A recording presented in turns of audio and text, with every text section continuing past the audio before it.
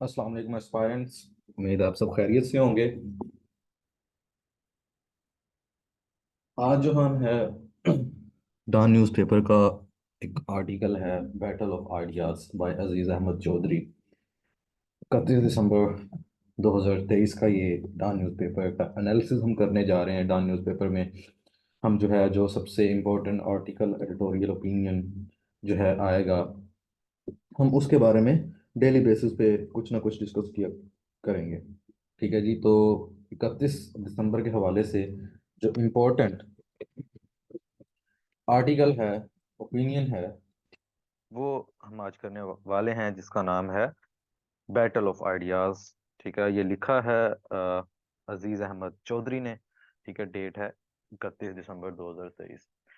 ठीक है जी, इसका मैं आपको ओवरव्यू दूंगा। उसमें मैंने ये आपको जो नज़र आ रहा है उस आर्टिकल के अंदर जो इम्पोर्टेंट बातें डिस्कस की गई हैं, जो इम्पोर्टेंट चीज़ें हैं, उसको हाईलाइट किया है। उसकी सब हेडिंग्स बनाई हैं, सब उसकी फिर सब हेडिंग्स बनाई हैं।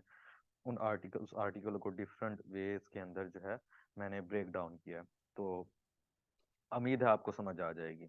तो सबसे पहले इसका इंट्रोडक्शन है। इंट्रोडक्शन में क्या कहता है कि अजीज एजाज अहमद चौधरी जो है, ठीक है जी, कहते हैं कि ह्यूमन हिस्ट्री ने हमेशा ही शेप लिया है, वो इसी आइडिया की बैटल के अंदर रहे हैं कि किस तरीके से जो है गवर्नेंस की जाए, किस तरीके से जो है पीस लाया जाए, किस तरीके से जो है इकोनॉमिक सिस्टम को, जो पाकिस्तान का भी है, ठीक है, चाहे दुनिया का है, कोई भी चीज़ है, बेस्ट आखिर पे चीज़ वही आ जाती है कि इकोनॉमिक सिस्टम को किस तरीके से अपनाया जाए, बेहतर किया जाए, या किस तरीके से लेके जाया जाए। क्योंकि कोई चीज़ भी चलती है, कोई कंट्री भी चलती है, वो हमारे या कह लें किस्म के अपने इकोनॉमिक सिस्टम पे चलती है। ठीक है जी। तो इसी तरीके से पाकिस्तान की नेशन ने भी जो है अपनी आइडियोलॉजिकल स्ट्रगल की है। पाकिस्तान की आइडियोलॉजी आपको पता है क्या थी, ठीक है, उसका मैकेनिज्म क्या था, उसके फीचर्स क्या थे आइडियोलॉजी के। आपने पाकिस्तान अफेयर के अंदर जो हमारा पहला चैप्टर है, फर्स्ट चैप्टर है, उसके अंदर आपने पढ़ा होगा पीएमएस और सीएसएस के हवाले से। उसके अंदर आपने देखा होगा, सारी बातें की होंगी, पढ़ी होंगी। ठीक है जी।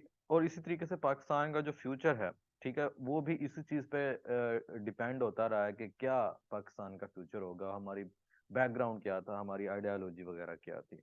ठीक है जी। तो हम इसी बात को लेके चलते हुए आगे हिस्टोरिकल पर्सपेक्टिव देखेंगे कि दुनिया का क्या हिसाब किताब था, दुनिया क्या चाहती थी। ठीक है, हिस्टोरिकल पर्सपेक्टिव में सबसे पहले हम ग्रीक फिलोसफर्स को देखते हैं कि ग्रीक फिलोसफर्स क्या कहते थे इस बारे में, एक गवर्नेंस के बारे में। ये आर्टिकल आपको इकोनॉमी, गवर्नेंस, गुड गवर्नेंस और कुछ आइडियोलॉजी के बारे में बताएगा। बट जो मेन मुद्दा है इस आर्टिकल का, वो गुड गवर्नेंस और इकोनॉमी को स्टेबल करना, इकोनॉमी की जंग, इसके बारे में है। ठीक है जी। ग्रीक फिलोसफर में से प्लेटो, सोक्रेटिस एंड एरिस्टोटल, ठीक है जी, उन्होंने क्या कहा है कि उनकी गवर्नेंस के प्रिंसिपल क्या थे कि जितने भी इंटेलेक्चुअल लोग हैं, इंटेलेक्चुअल लोग हैं, उनको किंग होना चाहिए। जो फिलोसफर किंग होना चाहिए, वो किसको होना चाहिए, वो अ, जितने भी इंटेलेक्चुअल जहीन तरीन लोग हैं, उन लोगों को होना चाहिए। फॉर एग्जांपल आपको पता होगा कि जिन्होंने पोल साइंस जो रखी हुई है अपने ऑप्शनल्स के अंदर, उसमें क्या फिलोसफर किंग जो एक थ्योरी है, ठीक है, जिसको मैं पी के से जो है यहाँ पर आपको लिख रहा हूँ। तो उसमें क्या कहा गया है कि एक पहला जो इंसान पैदा होता है, 18 साल तक जो है उसके एग्जाम होंगे। ठीक है, जो पास होगा वो क्या है कि मिलिट्री के अंदर चला जाएगा। फिर उसके बाद जो है 35 साल की उम्र में एग्जाम होंगे। ठीक है, वो पास होगा तो मिलिट्री के ऊपरले ओहदों पे चला जाएगा, और साथ ही जो है काम शाम करेंगे, जो फेल हो जाएगा फिर, ठीक है, इस तरीके से जो 50 साल 50 साल के बाद एग्जाम होगा, 45 से 50 साल की एज में एग्जाम होगा उन्हीं लोगों का।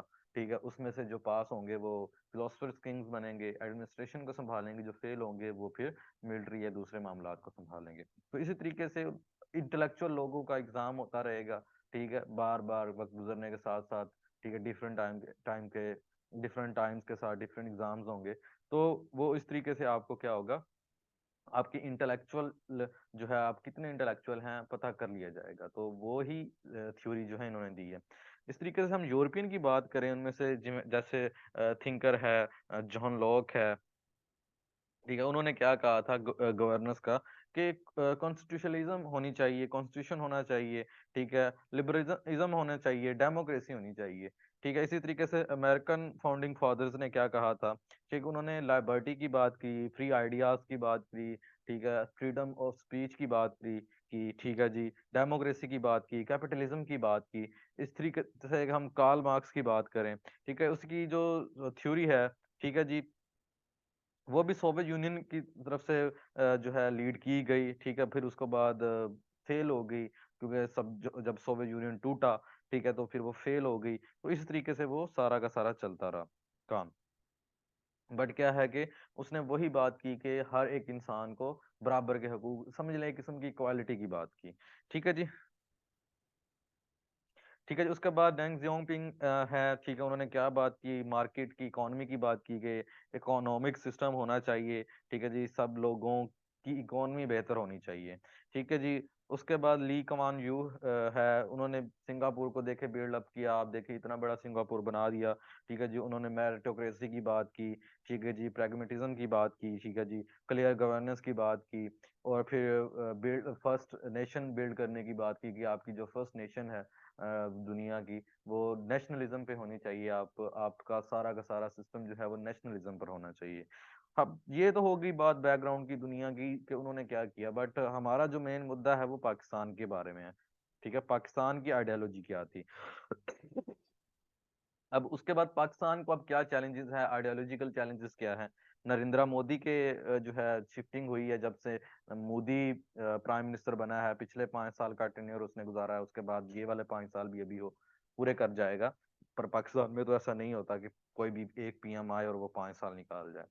खैर, उसकी आइडियोलॉजी की है वो सेकुलरिज्म है, उसकी आइडियोलॉजी शिफ्टिंग हो गई है, ठीक है जी। फिर हिंदुवता की तरफ आ गए हैं कि हिंदुइज्म की बात करता है, ठीक है जी। मोदी जो है वो कहता है सिर्फ हिंदू ही होने चाहिए, बाकी कोई होना ही नहीं चाहिए, ठीक है। अब एक किस्म की कह लें एक्सट्रीमिस्ट है, वो हिंदू एक्सट्रीमिस्ट है। तो उसकी ये आइडियोलॉजी है। ये पाकिस्तान को भी इसका चैलेंज, ये चैलेंजेस है कि मोदी जो है वो इसी वजह से जो है क्या काम करता है, थ्रेटन करता है पाकिस्तान को, क्योंकि उनके पास आपको पता है बहुत ज्यादा वसाइल हैं, ठीक है जी। 3.7 ट्रिलियन डॉलर्स, ठीक है जी, 3.70 डी, ठीक है जी, ट्रिलियन डॉलर्स की उनकी इकोनॉमी है, दुनिया की 6th लार्जेस्ट इकोनॉमी है, ठीक है जी। 635 बिलियन डॉलर, ठीक है जी, 635 बिलियन डॉलर उनके सिर्फ और सिर्फ किस चीज के अंदर है, फॉरेन रिजर्व है। और हमारे जो हैं वो भी 1 या 2 बिलियन डॉलर हैं, जो कि भी हमने किसी से उधार लिए हुए हैं, हमारे अपने भी नहीं है। खैर, तो ये उनकी सबसे बड़ा चैलेंज है। हमारा इंडिया है, नरेंद्र मोदी है। उसके बाद फिर दो है, सेकंड वन क्या है, वो है independence of Pakistan, post independence of Pakistan, struggle to implement unifying vision. हमारा यूनिफाइंग विजन क्या था कि मुझे समझाने की बताने की अभी जरूरत नहीं है, जिन्होंने पाकिस्तान अफेयर पढ़ा होगा उनको पता है आइडियोलॉजी पाकिस्तान के बारे में, वही सेम चीजें हैं। उसके बाद फिर बात आ गई है general Ayub and general Zia की। बात करें तो उन्होंने क्या किया, गवर्नेंस के प्रिंसिपल जो है इस्लामिलाइजेशन की बात की, इस्लाम की बात की कि इस्लामिलाइजेशन होनी चाहिए। देखें जब जनरल ज़िया आए तो उस वक्त इस्लामिलाइजेशन का काम जो है बहुत ज्यादा पीक पे चला गया, ठीक है। जितने भी देखें उस दौर से पहले की अगर पाकिस्तान की फिल्में भी देखें, उसके अंदर जो है आप कह लें कि एक किस्म की आपको वो हॉलीवुड मूवी लगेगी, ठीक है, रोमांस के हवाले से या इस तरीके से जो भी देखना। उसके अलावा पाकिस्तान के अंदर तो कराची के बीचेस पे आपको तस्वीरें भी मिल जाएंगी इंटरनेट पे अगर आप देखना चाहें। तो जो चीज़ आज दुबई के बीचेस पे होती है वही सेम चीज़ें पाकिस्तान के बीचेस पे भी होती थी। तो फिर इस्लामाइजेशन का काम आया, दौर आया जिया का हक, ज़ियाउल हक का, फिर वो सारी चीज़ें ख़त्म हो गई उस टाइप की, ठीक है। उसके बाद भुट्टो नवाज शरीफ, उन्होंने कौन सी जो है बातें की, इन्होंने इस्लामिक सोशलिज्म की बात की, ठीक है जी, चाइना के साथ अलाइनमेंट की, ठीक है जी, इकोनॉमिक लिबरलाइजेशन की बात की कि हमारा जो इकोनॉमी है ये थोड़ी सी अच्छी होनी चाहिए, बेहतर होनी चाहिए, ठीक है जी। इस टाइप की बात की उन्होंने।